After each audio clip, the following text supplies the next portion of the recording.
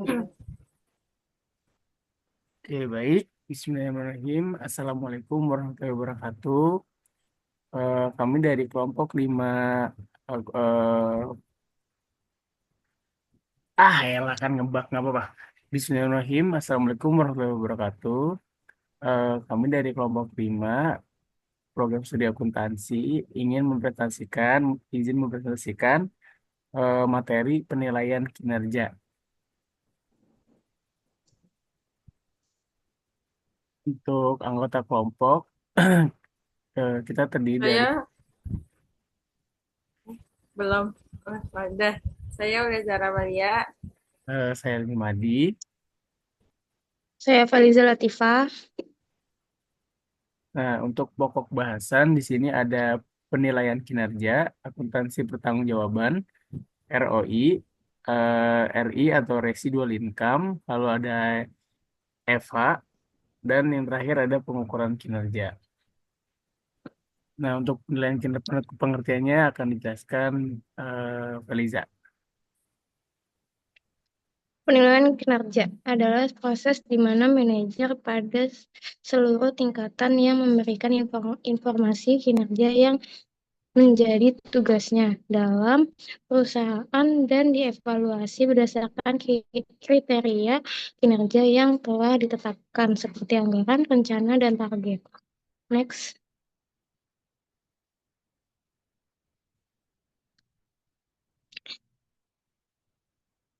Penilaian kinerja dibagi menjadi dua, yaitu tingkat operasional dan tingkat strategis. Penilaian kinerja pada tingkat operasional difokuskan pada pengukuran secara rinci atas kinerja jangka pendek dan menggunakan pendekatan manajemen by exception. Penilaian kinerja pada tingkat strategis difokuskan manajemen tingkat atas dan jangka terutama mengenai isu strategis. Next. Manfaat penilaian kinerja operasional.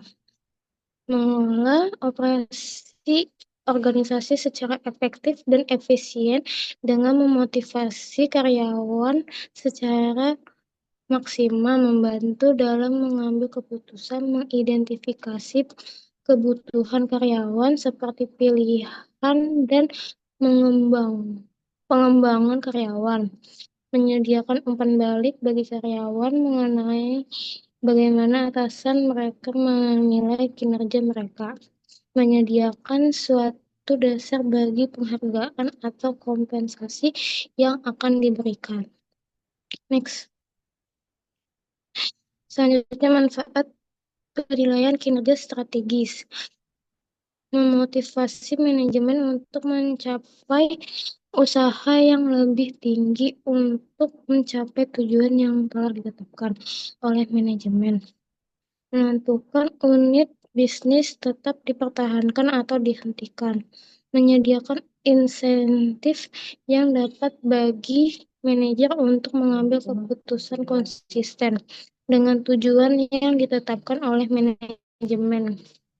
Menyediakan suatu dasar bagi penghargaan atau kompensasi yang akan diberikan atau usahanya, keahlian, dan efektivitas dalam pengambilan keputusan. Next. Selanjutnya ada akuntansi pertanggungjawaban. Adalah suatu sistem yang mengukur hasil dari masing-masing pusat pertanggungjawaban berdasarkan informasi yang diperlukan manajer untuk menjalankan divisinya. Pusat pertanggungjawaban digunakan untuk setiap bagian dalam organisasi yang memiliki manajer yang mengendalikan dan bertanggung jawab atas biaya laba dan investasi. Next.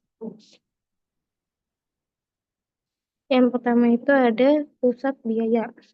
Memiliki kendali atas biaya, tetapi bukan atas penerimaan atau dana investasi departemen jasa seperti akuntansi keuangan, administrasi umum, hukum, dan personalia biasanya dianggap sebagai pusat biaya. Selain itu, fasilitas manufaktur sering kali dianggap sebagai pusat biaya. Manajer pusat biaya diharapkan meminimalkan biaya dan menyediakan jasa atau produk yang diminta oleh bagian lain dari organisasi. Next. Yang kedua ada pusat laba. Memiliki kendali atas biaya manapun pendapatan. Seperti halnya manajer pusat biaya. Manajer pusat laba tidak memiliki kendali atas dana investasi. Manajer pusat laba sering kali dievaluasi dengan membandingkan laba aktual dengan laba yang ditargetkan atau dianggarkan. Next. Selanjutnya ada pusat investasi, memiliki kendali atas biaya pendapatan dan investasi di aset operasi, yaitu yang pertama return on investment atau ROI, yang kedua residual income atau RI, yang ketiga economic value added atau EVA. Next. Return on Investment (ROI) merupakan rasio penting yang menjadi salah satu teknik analisa keuangan yang bersifat menyeluruh komprehensif. ROI untuk mengukur tingkat kemampuan entitas untuk memperoleh laba dengan keseluruhan dana yang ditanamkan untuk digunakan dalam operasi entitas atau pengukur kemampuan pengembalian modal investasi entitas. Rumusnya yaitu ROI sama dengan laba operasional dibagi investasi perusahaan. Next. Selanjutnya akan dijelaskan oleh Aulia Zahra. Selanjutnya ada laba residu atau residual income. Laba residu adalah laba operasi neto yang diperoleh pusat investasi di atas imbal hasil minimum yang diminta atas aset operasi yang digunakan. Bentuk persamaannya, laba residu dihitung rumusnya ada RI sama dengan laba operasional dikurang required rate of return dikali rata-rata aset operasional. Ini adalah salah satu contoh soal RI. Diketahui tahun 2 itu ada pendapatan penjualan pada divisi perhotelan 800, divisi transportasi 400.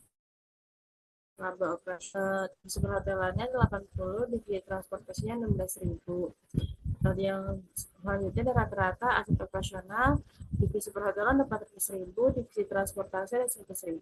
Required rate of return-nya masing-masing 12%.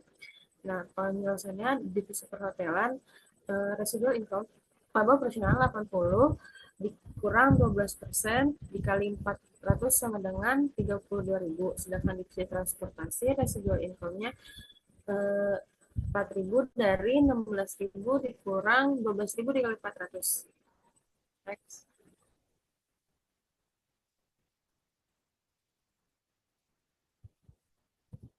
Kelebihan dan kelemahan RI.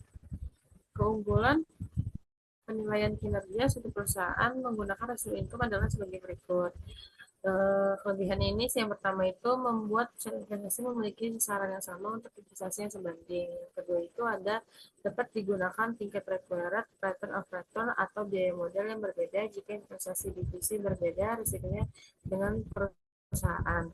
Yang kedua kelemahannya pertama, ada mendorong manajer pusat investasi memusatkan orientasinya pada tujuan-tujuan jangka pendek, karena kinerjanya dibatasi hanya untuk satu periode tertentu saja. Sedangkan yang kedua, kelemahannya, karena hasil akhir dari RI berupa angka absolut, bukan rasio, maka sulit membandingkan RI dari satu pusat investasi atau investment center dengan pusat investasi lain yang memiliki jumlah investasi yang berbeda. Next. Selanjutnya ada nilai tambah ekonomis atau Economist Value Add atau disingkat EVA. Nilai tambah ekonomis adalah adaptasi dari laba residu yang akhir-akhir ini telah ditetapkan oleh banyak perusahaan. Laba residu atau EVA digunakan untuk mengukur kinerja. Tujuannya adalah memaksimalkan jumlah laba residu atau EVA. Rumusnya EVA sama dengan laba operasi setelah pajak dikurang biaya tertimbang rata-rata atas modal dikali aset dikurang liabilitas jangka pendek. Next. Ini adalah salah satu contoh soal EVA. Asumsikan PT ABC memiliki sumber permodalan yaitu utang jangka panjang dengan nilai pasar dan nilai buku sebesar 4 miliar 800 juta yang diterbitkan dengan tingkat suku bunga sebesar 10%. Yang kedua, saham biasa yang juga memiliki nilai pasar sebesar 4 miliar 800 juta dengan nilai buku 3 miliar, biaya ekuitas 40%, tarif pajak sebesar 25%. Laba operasi sebelum pajak PT ABC adalah 6 miliar. Total aset PT ABC adalah 12 miliar dengan liabilitas jangka pendek sebesar 2 miliar. Contoh soalnya adalah menghitung laba operasi pajak. Laba operasi pajak sama dengan laba operasi sebelum pajak dikali 1 dikurang tarif pajak. Jadi 6 miliar dikali 1 dikurang 25% sama dengan 4 miliar 500 juta. Menghitung biaya modal rata-rata tertimbangnya atau WACC itu rumusnya nilai pasar utang per nilai pasar utang ditambah nilai pasar ekuitas dikali biaya utang dikali 1 dikurangkan pajak ditambah nilai pasar ekuitas per nilai pasar utang tambah nilai pasar ekuitas dikali biaya ekuitas. Nah, sama dengan WACC-nya 4 miliar 800 juta per 4 miliar 800 juta tambah 4 miliar 800 juta dikali 10% dikali 1 dikurang 25% ditambah 4 miliar 800 juta per 4 miliar 800 juta tambah 4 miliar 800 juta dikali 10% sama dengan 3,75% ditambah 7,00% sama dengan 10,75%. Nah, menghitung EVA-nya 4 miliar 800 juta dikurang 10,7% yang tadi dikali 12 miliar dikurang 2 miliar sama dengan 3 miliar 425 juta. Maka EVA yang positif berarti kinerja perusahaan bagus dapat melampaui target perusahaan dan semakin tinggi EVA semakin bagus kinerja perusahaan. Selanjutnya, aspek perilaku EVA. Sejumlah perusahaan telah menemukan bahwa EVA membantu mendorong jenis perilaku yang benar dari berbagai divisi dengan menunjukkan bahwa penekanan semata-mata pada pendapatan operasional tidak mencukupi. Alasan yang menggarisbawahi adalah EVA mengenakan biaya modal yang sebenarnya. Selanjutnya akan dijelaskan oleh Hilmi Mahdi. Oke, baik. Terima kasih, Aul. Selanjutnya ada pengukuran kinerja. Pengertian pengukuran kinerja itu proses evaluasi dan analisis hasil kerja organisasi untuk menilai efektivitas dan efisiensi. Dalam konteks akuntansi, manajemen pengukuran kerja membantu manajer dalam pengambilan keputusan dan perbaikan berkelanjutan. Lalu ini ada komponen pengukuran kinerja, ada 4, ada KPI, biaya dan analisis biaya, anggaran dan varians, tanggapan pelanggan. Tapi mungkin di sini aku bakal lebih jelasin dalam tentang KPI aja ya, karena ini yang biasanya sering muncul. Nah, KPI sendiri itu adalah metrik yang digunakan untuk mengukur dan menilai keberhasilan suatu organisasi dalam mencapai tujuan strategis dan operasional. KPI atau KPI membantu organisasi untuk tetap fokus pada tujuan utama, memberikan visibilitas terhadap kinerja di berbagai area bisnis. Lalu ada tiga, adalah bebersih untuk mengukur profitabilitas. Lalu ada rasio pengembalian investasi atau ROI, tadi sempat disinggung juga. Lalu ada pangsa pasar. Nah, selanjutnya ada jenis pengukuran kinerja. Jenis pengukuran kinerja itu ada dua. Yang pertama ada yang keuangan dan non keuangan. Yang keuangan ini ada pengukuran laporan laba rugi, rasio keuangan, dan arus kas. Sedangkan yang non keuangan itu ada kepuasan pelanggan, kinerja karyawan atau dan kualitas proses. Nah, di sini untuk yang keuangan ada laporan laba rugi tadi. Laporan laba rugi memberikan gambaran tentang pendapatan dan biaya yang dihasilkan selama periode tertentu. Komponen penting dalam laporan ini meliputi ada pendapatan, harga pokok penjualan atau COGS, laba kotor, beban operasional, dan laba bersih. Lalu ada rasio keuangan digunakan untuk menilai berbagai aspek kinerja keuangan perusahaan antara lain rasio likuiditas, rasio profitabilitas, rasio solvabilitas, dan rasio efisiensi. Lalu ada arus kas Arus kas ini melibatkan pencatatan aliran kas masuk dan keluar dari organisasi, memberikan gambaran yang jelas tentang kemampuan perusahaan untuk memenuhi kewajiban finansial, berinvestasi dalam operasional, dan membayar dividen. Lalu dari non keuangan ada kepuasan pelanggan. Nah, kepuasan pelanggan ini mengukur bagaimana pelanggan menilai produk atau layanan yang diberikan oleh perusahaan. Kepuasan pelanggan bisa diukur melalui survei, wawancara, atau alat seperti Net Promoter Score (NPS) yang mengukur sejauh mana pelanggan akan merekomendasikan produk atau layanan kepada orang lain. Lalu ada kinerja karyawan, dapat diukur melalui berbagai cara, contohnya seperti penilaian kinerja tahunan, evaluasi produktivitas, tingkat absensi, atau tingkat retensi karyawan. Yang terakhir ada kualitas proses atau ya ini di bagian non keuangan ada kualitas proses, misalnya apakah produk atau layanan dihasilkan sesuai dengan standar yang ditetapkan, atau ada banyak kesalahan atau cacat pada waktu itu, dan seberapa cepat proses dilakukannya proses. Lalu ada proses pengukuran kinerja.